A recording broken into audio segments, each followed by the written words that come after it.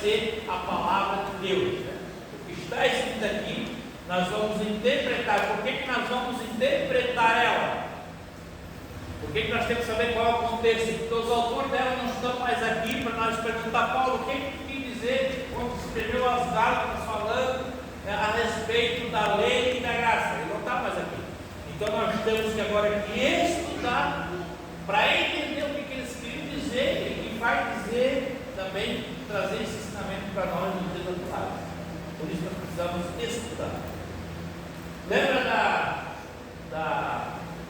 das 5 solas que nós estudamos de teologia? Né? As 5 solas da reforma protestante, sola a Escritura, somente a Escritura. A Bíblia é a autoridade para a doutrina da igreja. Né? Qualquer teologia, qualquer estudo a respeito de Deus, a fonte primária, a Bíblia. Foi isso que Lutero, Calvino, Wycliffe e tantos outros, né, combateram contra as heresias e os ensinos que não vinham das Escrituras, mas eram dogmas humanos. Solos Cristo, somente Cristo salva, ele nos liga a Deus. Né? O homem não salva, a indulgência não salvava, nada, sacrifício não salva, né? Jejum não salva, somente Jesus salva através do arrependimento do homem, reconhecendo Ele como o Senhor e Salvador. É isso que eles estavam dizendo. Só a graça, somente a graça de Deus é necessária para a salvação. Né? A graça nos foi dada em Cristo Jesus. O que nós precisamos fazer? Abraçar, crer, né? Que nós já fizemos e estamos aqui agora, né? Servindo a Deus e aprendendo um pouco mais. Sola fide, somente a fé é necessária ao cristão para ser salvo. Não adianta caminhar de joelho, carregar, ajudar os pobres, não salvo. Isso a gente faz porque é salvo, porque precisamos, né? As obras sociais, mas isso não salva nada, somente a fé, somente a graça de Deus, porque Jesus pagou o preço, nós não temos como pagar, então somente a graça, somente a fé, somente Deus glória, somente Deus deve ser glorificado, o consumo vem dele, se mantém por ele e volta para ele. Né? É tudo Deus nos dá, a fé nos dá, a graça nos dá, a salvação Ele nos dá, né? Mas só somos os que vamos receber. Deixa eu mudar um pouquinho aqui os slides.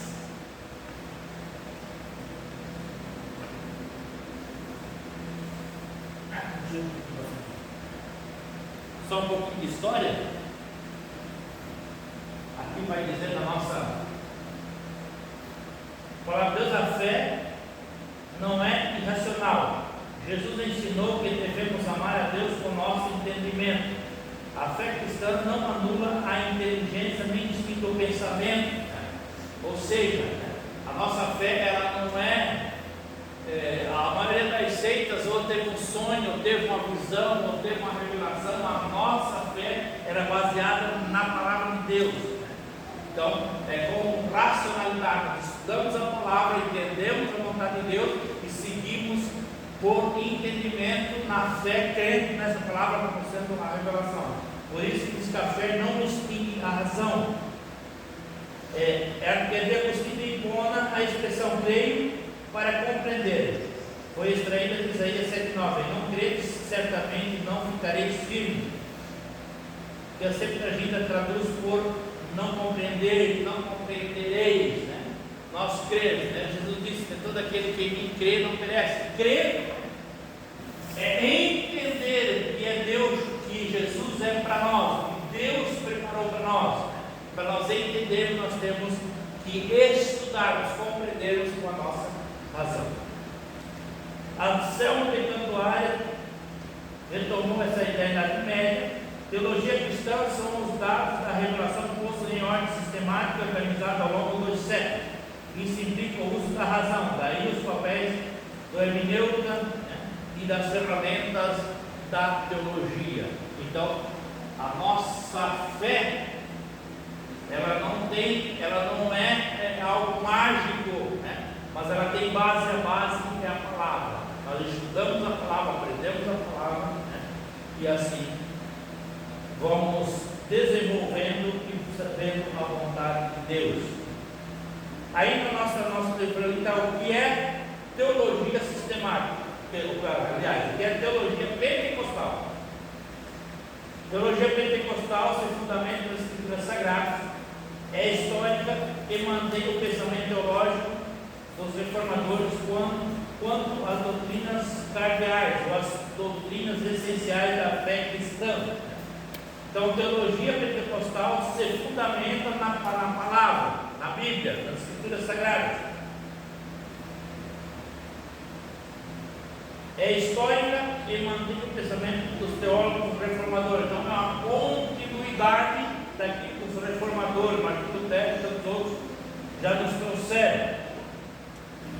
Aí vai dizer assim, no segundo parágrafo: eruditos, durante e após o avivamento da voz dos Los Angeles, Estados Unidos, no início do século XX, compreenderam vários estudos sobre o Espírito Santo.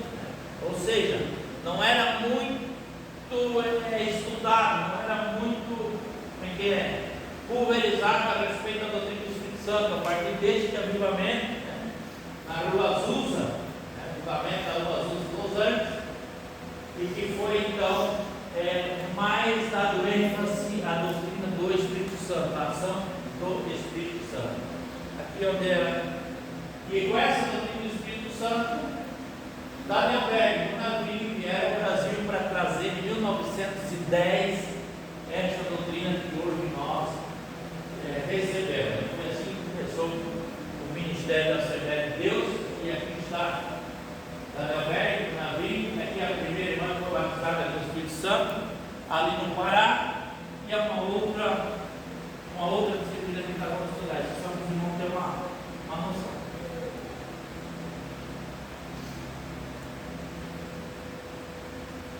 Tá? Uma noção.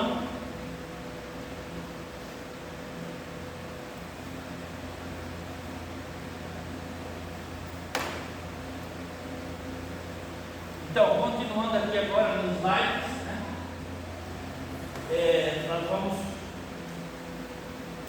da parte 53 em diante, nós vamos falar mais parecido. Vamos continuar uma introdução. Dá para ver bem, irmãos?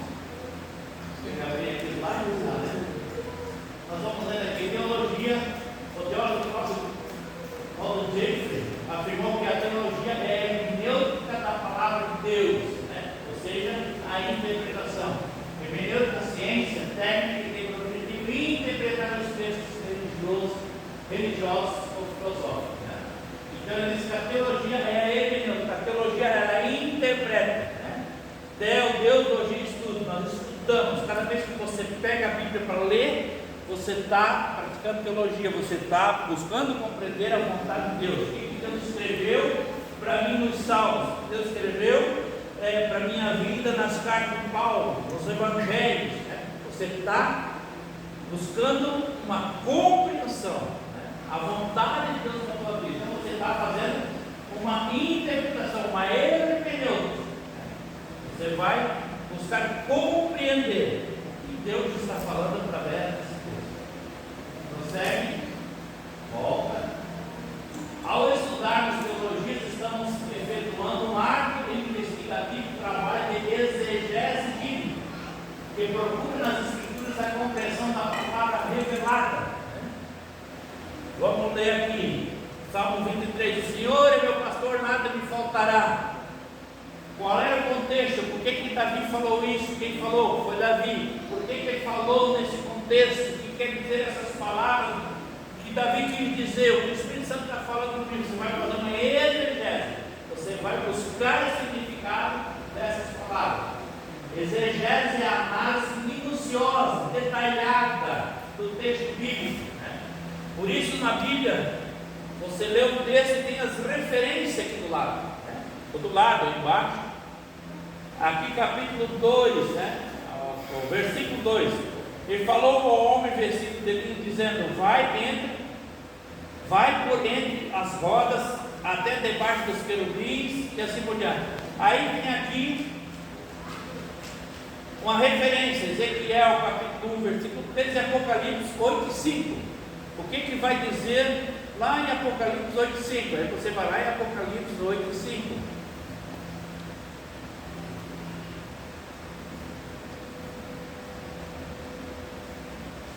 Antes da Coca-Cola, eu vou achar aqui o Apocalipse 8:5. Calma, nem festa. Não force o professor que ele já está com 58. Apocalipse 8:5. E o anjo tomou o incensário e encheu de fogo do altar e o lançou sobre a terra. E houve depois vozes, trovões, relâmpagos e terremotos. Então, está falando sobre como o anjo está trabalhando para uma igreja. Então, as referências aqui é para que você continue fazendo a tua exegese, a tua busca minuciosa pelo significado do texto. Exegese, análise minuciosa do texto bíblico, ela aplica os princípios da hermenêutica para obter o significado próprio da palavra escrita. O prefixo ex, fora de, para fora, o de, refere-se à ideia de extrair o que realmente o texto está expressando. Por isso a gente estuda contexto histórico, contexto literário, qual é o tipo de gênero, se é narrativa, se é provérbios, se é poesia, porque cada uma tem um jeito de ser interpretada no nosso português. Segue.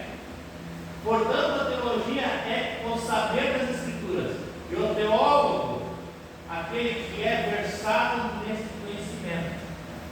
Nós estamos sendo versados, estamos sendo preparados, nós estamos melhorando o conhecimento que nós já adquirimos na caminhada até aqui, né? Uns estão caminhando 40 anos, uns 35, uns 10, uns 15, uns 20, e assim por diante, cada um com um grau de conhecimento. Por isso, sempre, quando você vai comparar se você melhorou, você não vai se comparar comigo, nem com o Ortiz, nem com o pastor José, você vai se comparar com você. Qual o conhecimento que eu tinha quando eu comecei esse curso? E agora, depois de tanto tempo, o que eu já sei? O que eu melhorei? Né? O que eu aprendi um pouco mais? Você já aprendeu alguma coisa? Você já teve um crescimento, um desenvolvimento. Nunca se compare a alguém. Você vai pregar a primeira mensagem. Você não vai pregar igual o pastor José, não vai pregar igual eu, não vai pregar igual qualquer outro pregador. Você vai pregar da tua forma que você está aprendendo. Você vai melhorando com o tempo. Tudo nós vamos melhorando com o tempo. O curso básico de teologia que nós estamos fazendo, laboriosamente preparou esse material para ser útil como uma introdução à teologia. Entre os assuntos abordados nesse estudo, destacamos os seguintes: o fundamento da teologia cristã em seus 5 divisões fundamentais, a diferença entre dogma, doutrina, costume e religião, que é o que nós vamos ver nessa disciplina, a natureza de Deus, os nomes de Deus, distinguindo entre genéricos e os específicos, os atributos de Deus, a doutrina da Santíssima Trindade. São alguns assuntos que nós vamos ver nessa disciplina no decorrer dessas próximas aulas que nós vamos ter.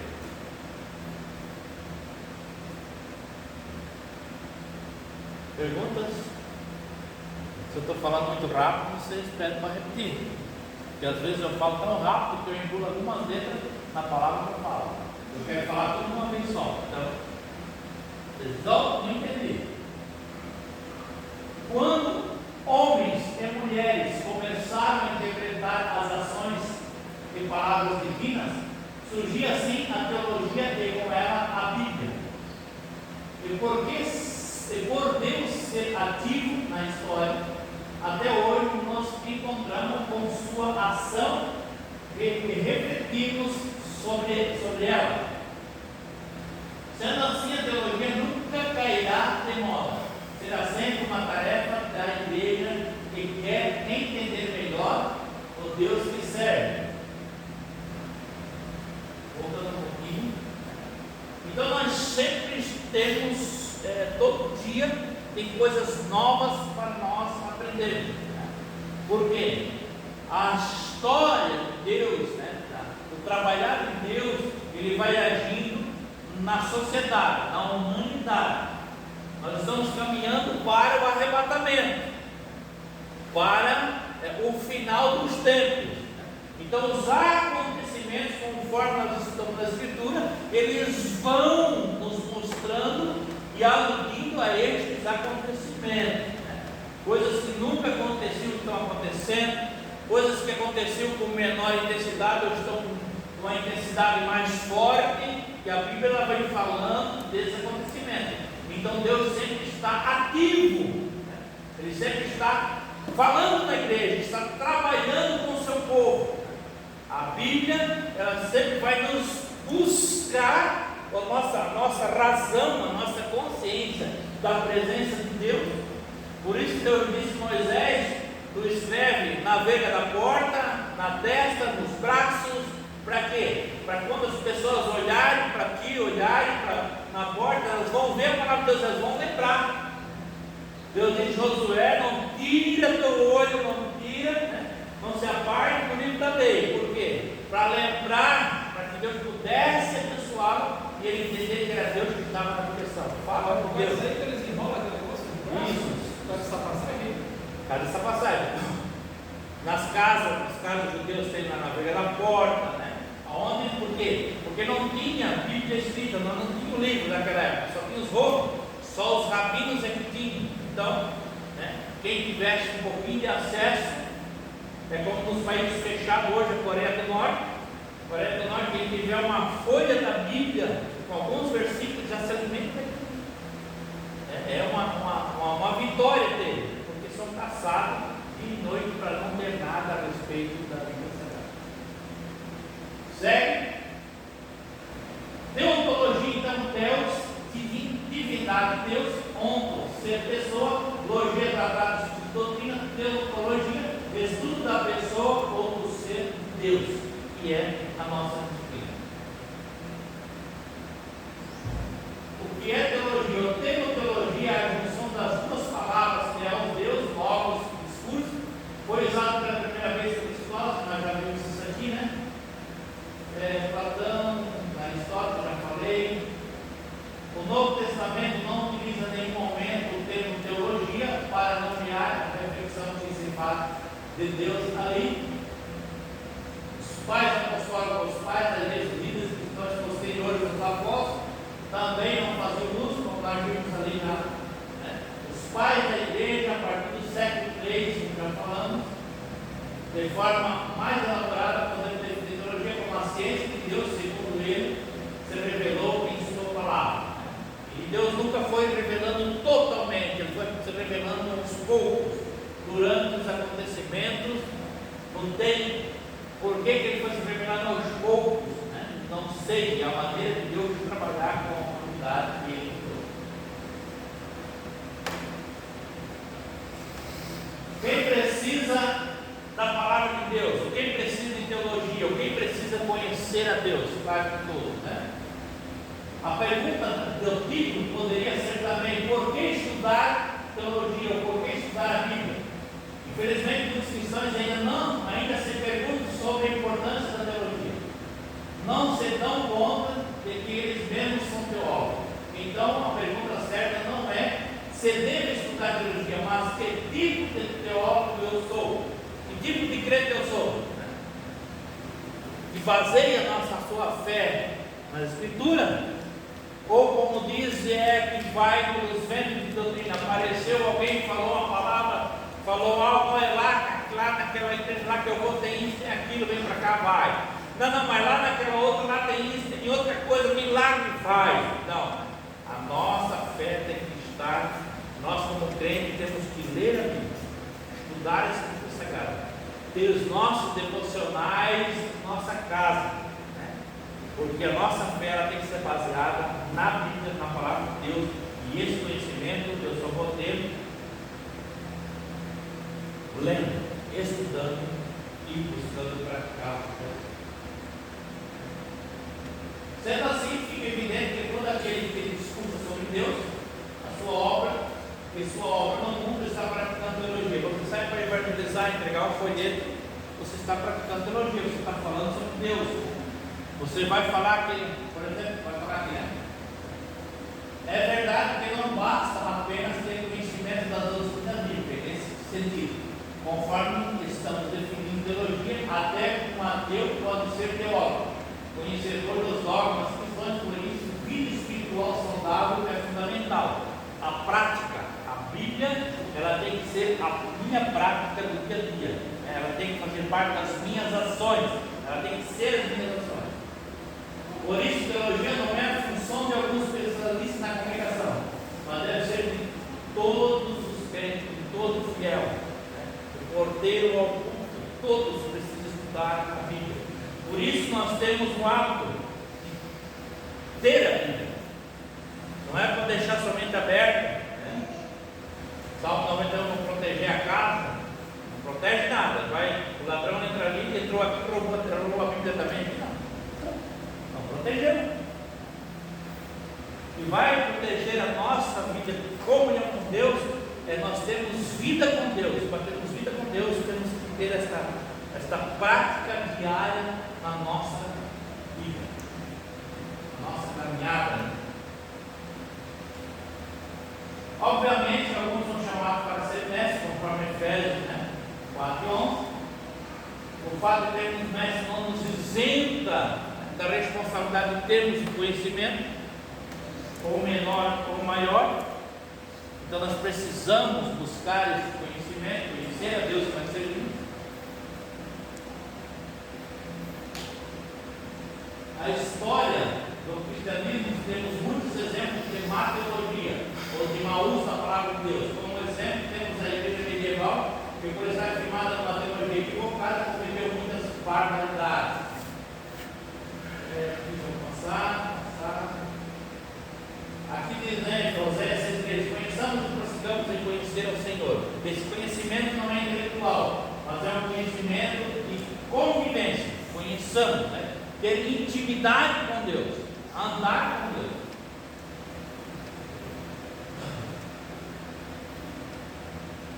Teologia como ciência, a grosso modo entendemos como conhecimento que produz através de métodos de linguagem apropriada, leis e teses sobre o que funcionam fenômenos, sejam eles naturais ou sociais. O conhecimento científico segue basicamente 4 critérios. O estudo teórico preenche de certa forma esses requisitos.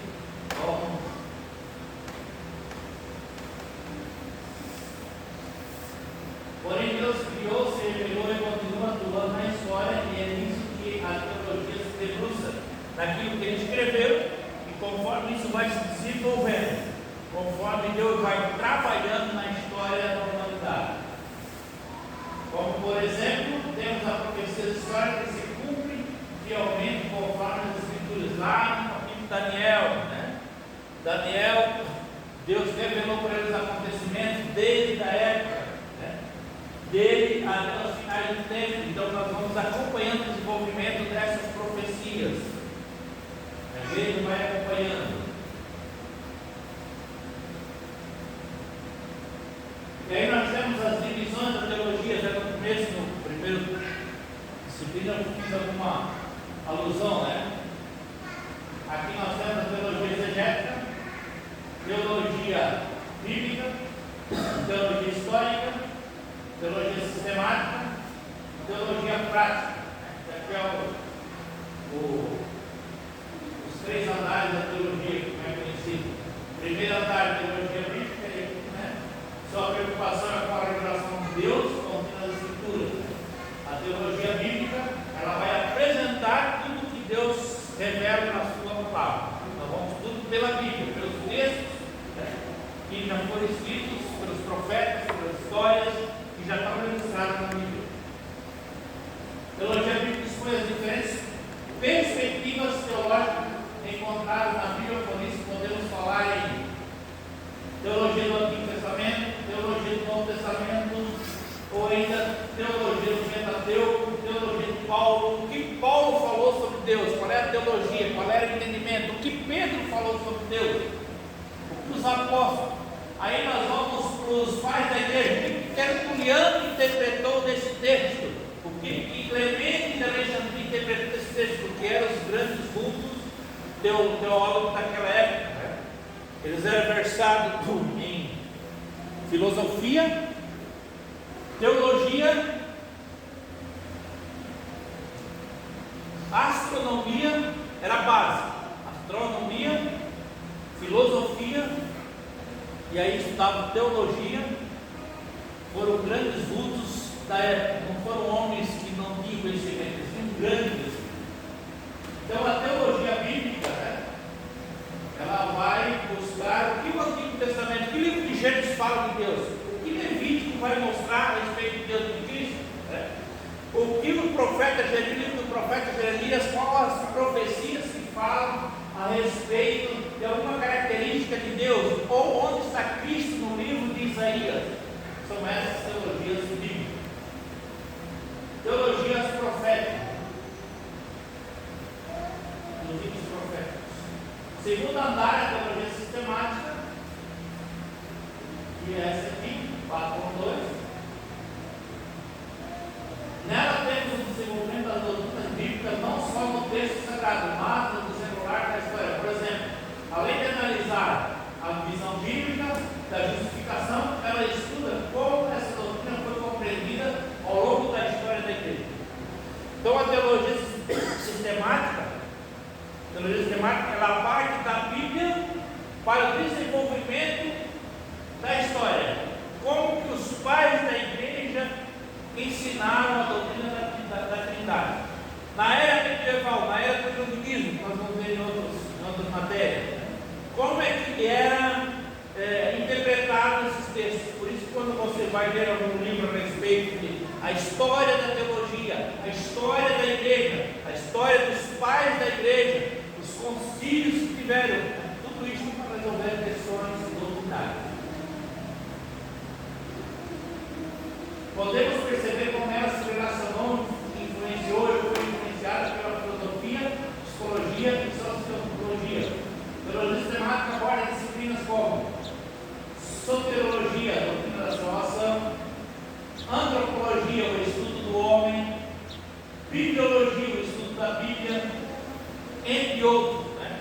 A doutrina da salvação, a doutrina da Trindade, como é que veio desenvolvendo na história, como é que a igreja primitiva ela vivenciou essa doutrina e assim por diante. Isso é teologia sistemática.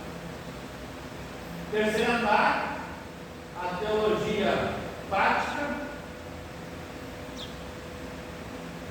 Ela parte do princípio de que não adianta conhecer de profundidade bíblicas, teológicas, se elas não servirem à comunidade. Como estamos falando, nós conhecemos, mas se não praticamos, o ateu conhece, Satanás conhece, né? Crê, estremece quando ouve falar, mas não obedece. Em Jesus Cristo temos exemplo perfeito desse teólogo. Ele foi profundo conhecedor das Escrituras, usou tudo esse conhecimento no serviço ao próximo. A igreja é convidada a ser sinal histórico do reino do céu, revelando o seu pensar e o seu agir o caráter e o amor de Deus.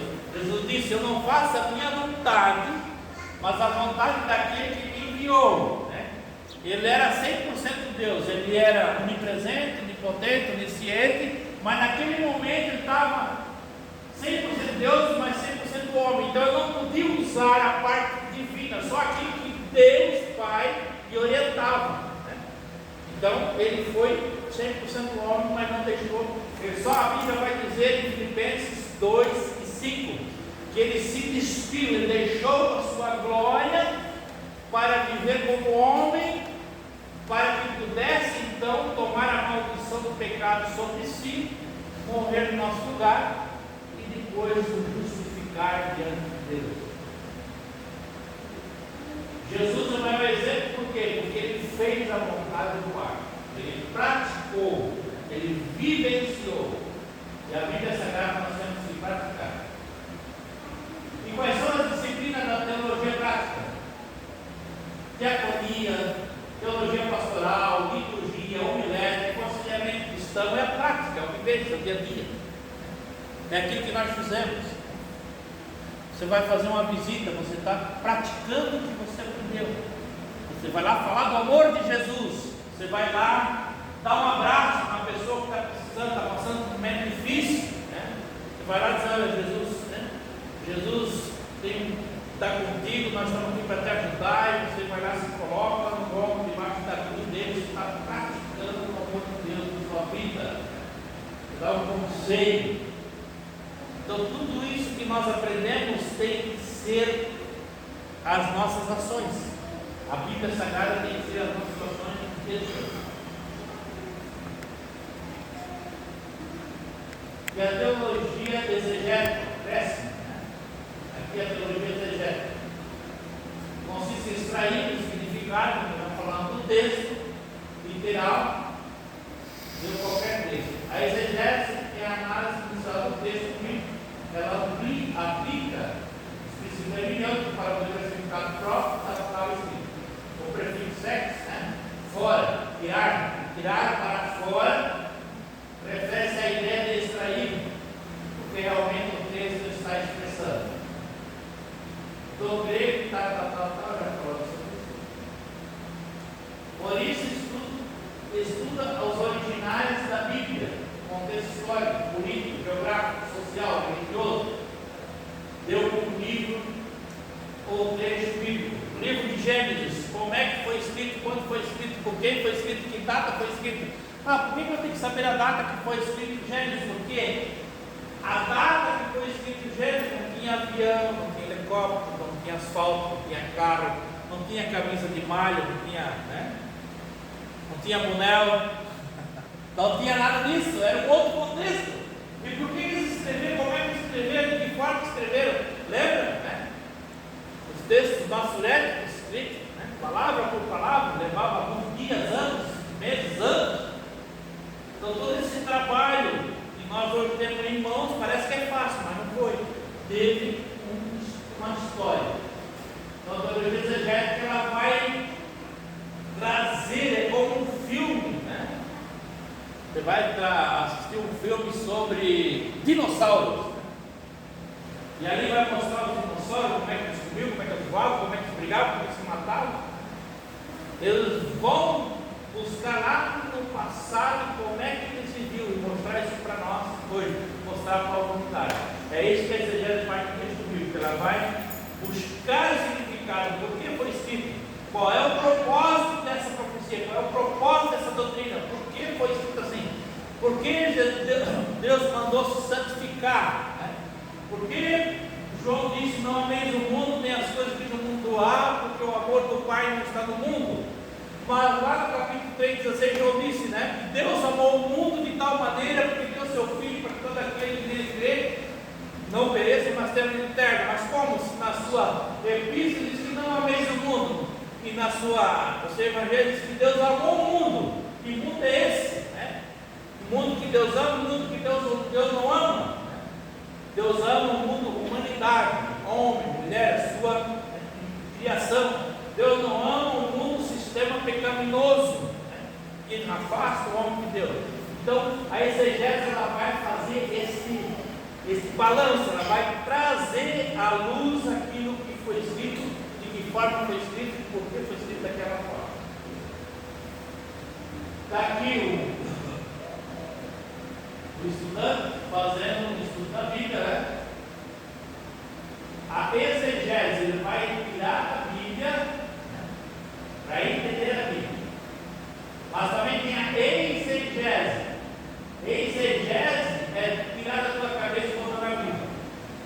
É você querer que a Bíblia diz aquilo que você quer que ela diz. Não, a Bíblia vai dizer, né, mentir. A Bíblia diz que Satanás é o pai da mentira. Então daquele que mente se faz filho de Satanás.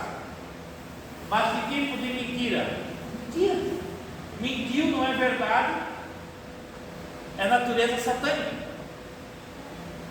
Então eu quero um versículo que vai dizer que eu posso mentir, né? Mas Deus não vai me condenar por isso. Isso é exegese, porque a Bíblia diz que mentira é pecado. Quem mente se faz filho de Satanás. Então não tem como mudar isso. Isso é exegese. A exegese é eu justificar a mentira como sendo uma verdade.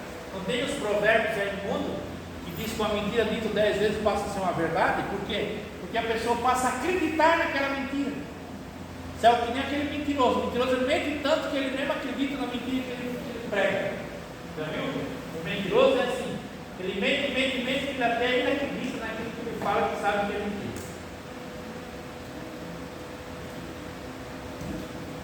Então, exegese é você extrair da Bíblia o que ela realmente quer dizer. E exegese é você colocar aquilo que não está na Bíblia, mas você vai colocar. O teólogo coloca. Né? Tem igreja aí de homossexualismo. Pega o texto, se inverte, fazem uma exegese para justificar o seu pecado. Mas a Bíblia diz que nos últimos dias muitos levantariam doutores para si, né? Porque iriam viver conforme as suas próprias concupiscências, seus pecados que não querem deixar, e arrumaria um doutor, um teólogo que justificaria os seus pecados e dizia: não, está tudo bem, Deus te agrada que você assim continue assim. Então isso é exegese. Teologia histórica. Está aqui. Então, tem duas partes principais: o estudo e desenvolvimento progressivo da doutrina. Lá pelo ano 300 é que começou a desenvolver teologia sistematizada. A Bíblia no início ela não tinha capítulo nem versículo, como nós vimos lá pelo ano 1200, 90, 1500, que foi feita capítulos depois dos versículos. Então, era uma misturança, como dizia assim, e eles foram então melhorando para melhor, didaticamente, o ser humano compreender a palavra de Deus. Então, a teologia histórica é estudo de desenvolvimento progressivo, né? Vai melhorando das doutrinas bíblicas. É possível perceber o texto bíblico como uma evolução histórica da doutrina. Exemplo, o desenvolvimento histórico da doutrina da salvação na Bíblia, desde as concepções sacrificiais, propiciatórias, a lei mosaica até o sacrifício perfeito de Cristo. Lá na lei, o teu pecado ser perdoado, o velho tinha que trazer um cabrito, fosse mais rico tinha que trazer uma novilha, trazer para o sacerdote. Aí chegava no dia do sacerdote, ele botava a mão no sacerdote na novilha, o sacerdote intercedia, como um símbolo que o pecado dele passasse pela novilha, e a novilha era degolada, o sangue da novilha era derramado, o sacerdote pegava, aspergia sobre ele, sobre o altar, conforme o ritual, para tapar o pecado. O sangue de bode e ovelha tapava o pecado. A evolução da salvação. Aí podia pecar de novo. Não podia, mas pecava. Não pode, mas peca. Aí o que acontecia? O que aconteceu hoje? Precisa da novilha? Não. Precisa trazer um bode, um galinho, uma rola? Não. Por quê? Porque Cristo morreu na cruz. Agora, você ouviu o Evangelho, creu, recebeu o Evangelho, aceita Jesus como Salvador e segue. Então houve uma evolução. Está mais fácil agora, para receber sim, mas para viver nós temos que seguir conforme a palavra de Deus. Conforme o pastor José ensina vocês aqui nos cultos de teologia histórica, o exame de desenvolvimento da história da doutrina da igreja. Ao longo da história da igreja, através dos concílios e debates teológicos, as doutrinas foram compreendidas, discutidas com maior e menor ênfase em determinado contexto histórico. Por exemplo, a doutrina da salvação pela graça no período da reforma protestante. Aí o que acontecia? Os concílios, as reuniões, né? O concílio era o imperador que convocava, por quê? Niscuário estava dizendo que Jesus não era Deus, era um ser maior criado por Deus. Atanásio dizia: não, Jesus é Deus, é 100% Deus, 100% homem. Como é que vamos resolver essa questão? Vamos reunir todos os bispos, todos os teólogos, para decidirmos. Isso era um concílio. Alguns dos materiais da teologia histórica, história da igreja, história das missões, história da doutrina e assim por por diante. Quando você vai ler esse livro, você já sabe que faz parte da teologia histórica. A lista dos concílios, entre 325 até 870, teve 8 concílios. Nicéia, Constantinopla, Éfeso, Macedônia, Constantinopla 3, Nicéia, tudo para resolver questões teológicas. Quer dizer, a doutrina ela tinha que ser discutida por quê? Porque levantava-se homens que desfaziam aquilo que Paulo falou, aquilo que João falou, aquilo que Pedro falou, aquilo que Jesus falou, e eles queriam perverter esse ensino. Os grandes teólogos precisavam fazer a sua defesa. Foi aonde houve a necessidade de escrever, de deixar registrado. Entre 1123 a 1563 houve mais 10 concílios.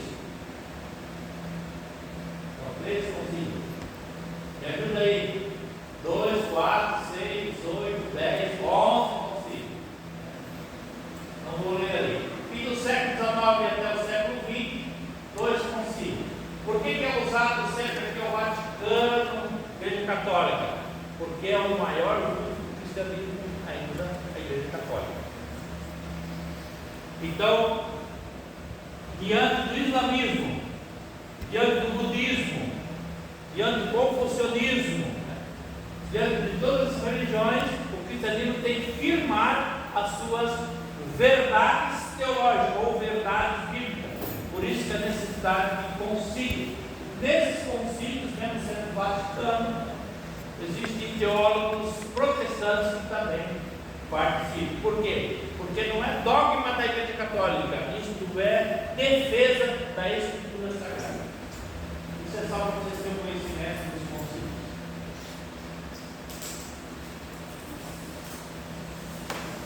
Níveis então dos teólogos, existem alguns níveis. Nível popular, no dia a dia, do ouvir música, do ver filme, aquela conversa informal, de fala tudo, está diluída em tudo que a igreja faz, anuncia e celebra. Então, todo momento, nós estamos conversando sobre a Bíblia, contando testemunho, falando sobre o culto, a pregação, são discussões teológicas.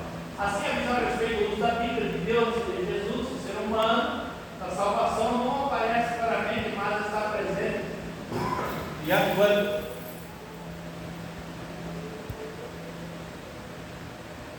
Nível pastoral. Somos obreiros, sejam pastores, missionários, professores de escola bíblica dominical, líderes em geral, que almejam ter conhecimento mais profundo e amplo no afã de servir melhor a igreja. Por isso se dedicam ao estudo da Escritura, fazer curso de teologia, participar de seminários, de livros específicos que se atualizam constantemente. Esses são os 6 que estão aqui, porque Deus tem um propósito lá na frente. Você vai ser um ensinador, você vai ser um dirigente de igreja, você vai ser um líder, você vai ter uma atuação no reino de Deus.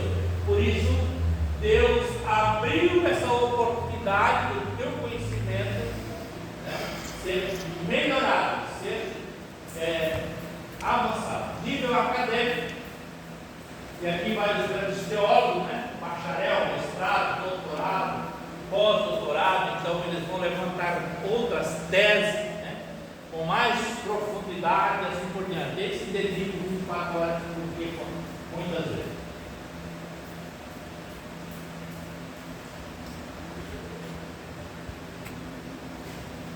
Relação entre os níveis. Qual é a relação desses níveis, tanto popular, acadêmico como pastoral? É muito importante nós entendermos que nenhum nível é superior ao outro, pois todos têm como objetivo comum de servir o reino de Deus. Por isso, esses níveis precisam ser relacionados de maneira harmoniosa, respeitosa, característica de cada um. O pastor ele tem um conhecimento melhor, ele precisa ter esse conhecimento porque ele tem que doutrinar, ensinar a igreja, como a igreja deve se portar diante da sociedade, diante do mundo, diante de alguns acontecimentos, algumas filosofias, algumas modas, alguns modismos, Qual é a posição da igreja? O pastor da igreja vai orientar, vai ensinar. É a obrigação do pastor da igreja. Mas o pastor da igreja não tem todo o conhecimento, ele vai recorrer então a um mestre, a um teólogo, né? Que já tem um conhecimento mais adequado, como é que está nascendo, por que está vindo esta moda, esta teoria, né? Para ele trazer esse conhecimento para a igreja. Então um está nivelado com o outro, e o povo, né, de maneira cotidiana, vai aprendendo e vai se adequando às novas formas, muitas vezes, que está sendo ensinado. A teologia, ela é serva da igreja. Como serva do corpo de Cristo, a teologia presta os mais variados serviços à comunidade cristã. Por isso o pastor José, quando ele separa alguém para ser obreiro, ele não diz assim, você subiu o nível. Ele vai dizer, porque eu subi, né? Para nós é assim, ó, subiu o nível. Mas no reino espiritual, você está descendo o nível. Por quê? Porque você está sendo botado aqui para servir. Você não está sendo botado aqui porque você é melhor, não. Você vai ser o instrumento que Deus vai usar para servir a igreja. Aquele que está alcoólatra, presidiário, né? O vizinho ruim. Você está sendo separado para quê? Para levar o Evangelho, o conhecimento de Deus, e ele adquirindo esse conhecimento, ele entrega a sua vida a Cristo, e ele vai ser um cristão junto conosco. Então, o subir na vida espiritual, você não está descendo, porque você está sendo separado para servir, né? Para servir o alimento para a igreja, para as pessoas, para o mundo, para aquele que não conhece a Deus. Capite? Entenderam? Não entenderam? Fale agora, ou vão tomar café. É isso? Viu? Minha profecia agora deu certo.